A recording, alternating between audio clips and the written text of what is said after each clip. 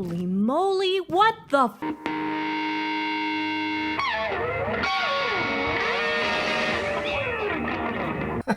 I go all day, and I get ready to shoot, and I'm all excited, and as soon as I hit record, like an eyelash or something just flies right into my eye. Hello! Okay, people, welcome back to another Fwoosh Weekly. As always, I'm Robo, and it's one of those weeks where you just want to reflect on this whole hobby of ours. I don't know why. Maybe it's because it's an in-between time.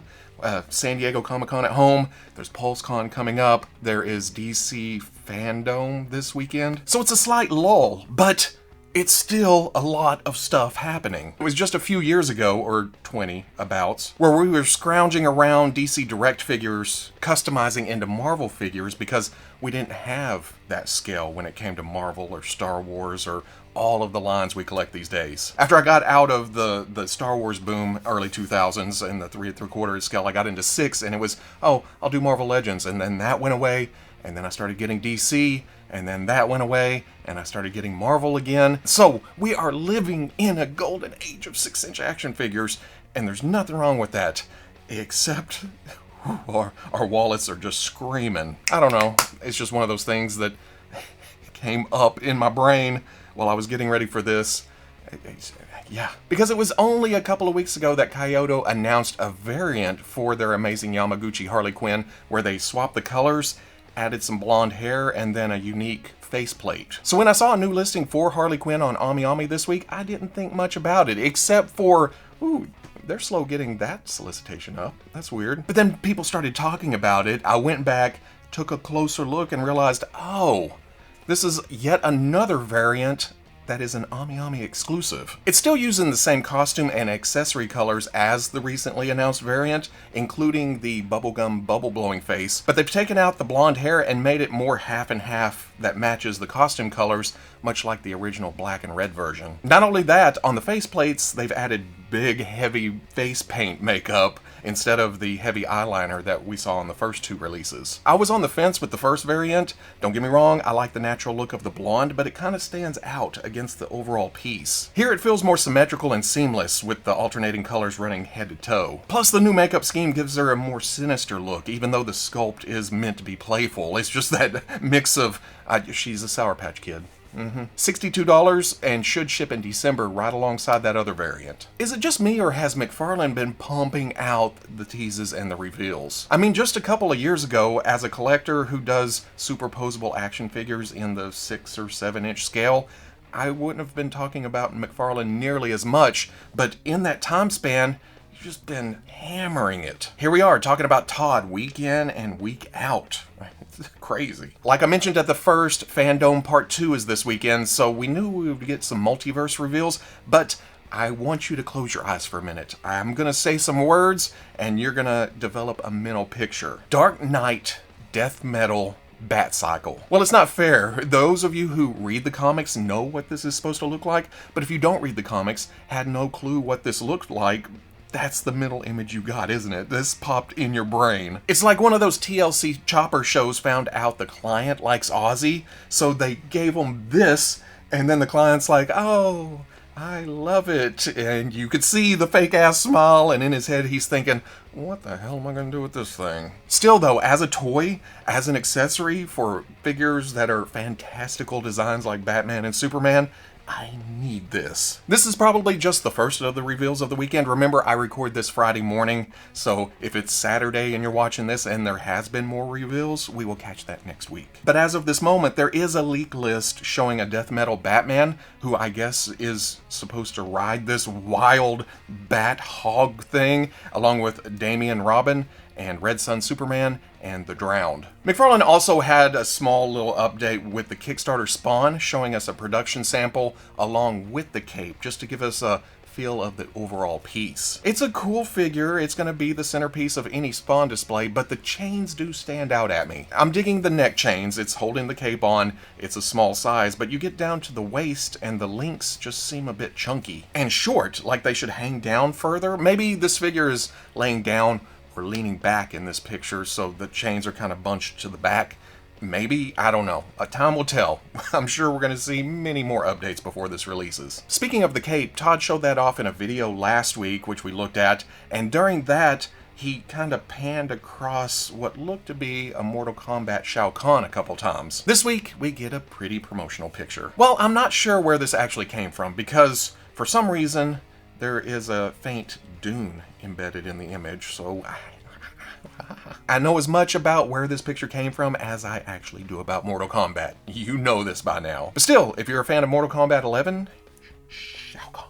But not stopping there, McFarlane Toys also partially revealed their Liu Kang. Now I can pick out quite a few characters from early in this game's existence, just from brief experiences at the arcade or over at friends' houses, but I had to go to the comments section for this one just to confirm that this was Liu Kang. It's not a drastic change, the essence is still there, but I wanted to make sure before I came up here and was like, here's Liu Kang, and then everybody's like, no it's not. Word through the grapevine is that Liu Kang and Shao Kahn will be solicited together, so that should be soon. And I love how smooth that transitions right into the Storm Collectibles tease of Liu Kang's animality. But I had to research that too, because even Mortal Kombat 3 is past my experience with Mortal Kombat. Honestly, with all the Mulan talk lately, I saw this picture and automatically thought, Mushu? But when I did realize what it was, it triggered something in my brain. I was like, oh wait, we saw that at San Diego Comic-Con 2017, and even a painted version in 2018. Remember Comic-Cons?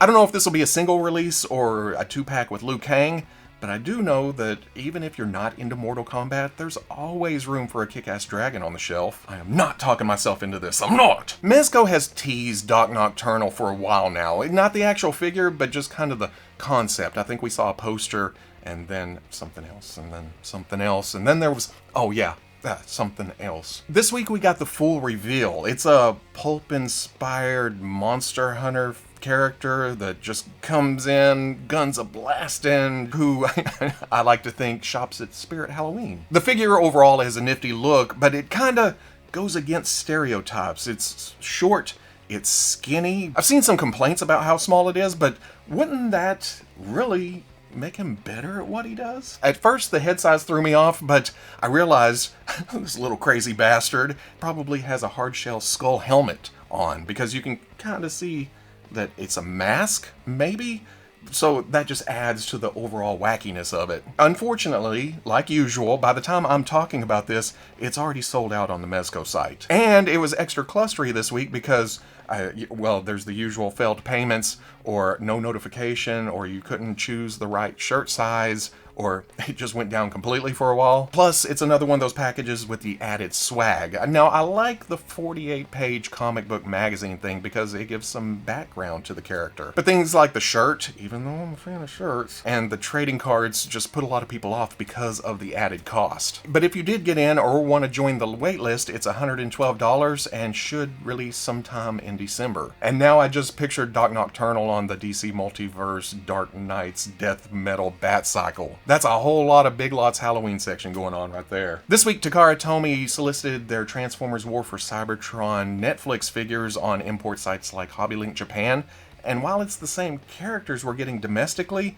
there seem to be some slight changes. Granted, the original reveals were digital renders, so there's usually some changes, but there's some blatant ones here that you think, oh wait, I may need that. Of course, I say all that, and Wheeljack and Red Alert don't look too different from what we saw in the original reveals. The shade of the colors may be slightly different, and then in the digital render of Red Alert, there were bigger horns, but this uses the head that we've already seen on action figures of Red Alert. For Optimus Prime, the colors are darker, but they've also added a stripe on the arms, and then the rectangle sculpt on the front of the crotch box is yellow, where it wasn't yellow in the digital render. I don't know, I think that kind of blends into the other yellows that are on the sides of the crotch. Are you tired of hearing about robot crotch yet? What stands out at me, though, is that the pec windows are clear instead of the blue that we're used to seeing by now. Finally, Soundwave has red eyes instead of yellow. Not a huge deal, but it's Soundwave, the bestest Transformer to ever exist ever.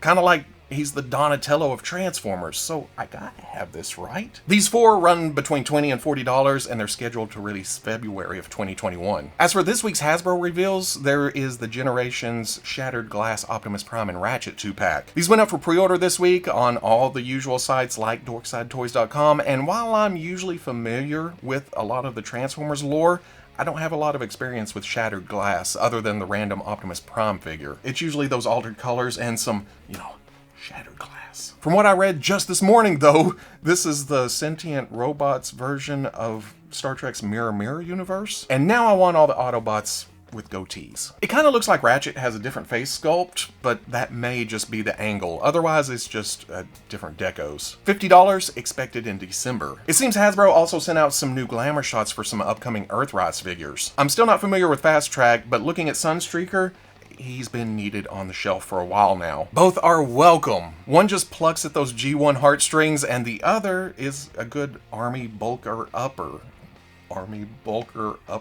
But this is my biggie. We've already talked about my love for Run Amok, how we're actually getting an action figure instead of the gimmick it was in Vintage days. And I know there's been other Run Amok since then, but this is my line. Plus, I'm a sucker for pairs, and with the reveal of Run Amok, we were guaranteed a Runabout figure. Well, it seems Hasbro either purposely or accidentally ruined the surprise of Runabout, adding him in with one of the pictures of Run Amok. And they look, ooh, fantastic together.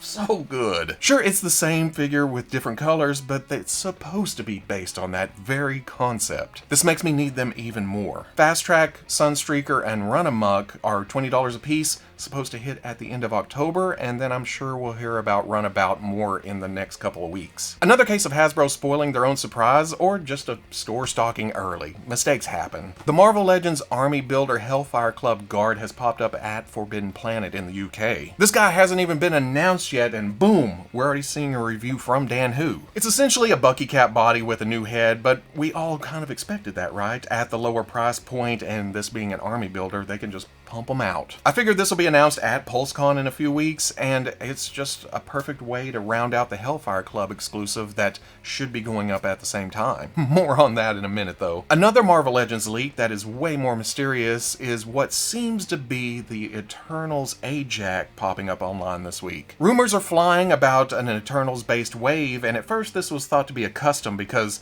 no Build-A-Figure, and it doesn't picture any other figures on the back, but then it was revealed, or well, it's said to be real and a store exclusive, which wouldn't have those things. The movie has been pushed back, so I assume that the figures are going to be in limbo for a bit. I don't know if Hasbro wants the same situation that they ran into with Black Widow, which was unavoidable, and Ghostbusters. Just goes to show the power of a media tie-in, no matter how subtle. Or maybe I'm just talking out of my ass and they're going to reveal all of them soon. I don't know. Over on the Star Wars side of the Hasbro universe, GameStop revealed their exclusive Gaming Greats Knights of the Old Republic Darth Nihilus. Now, I know it's blasphemy to not know every little detail of the Star Wars universe because I've been in that same situation. Like not knowing Darth Revan when he came out. Just like him, I don't know Darth Nihilus. I mean, I can pick them out of a lineup, I know their names, I know what they look like, but I never played those games. But it's okay, we don't have to know every tiny little detail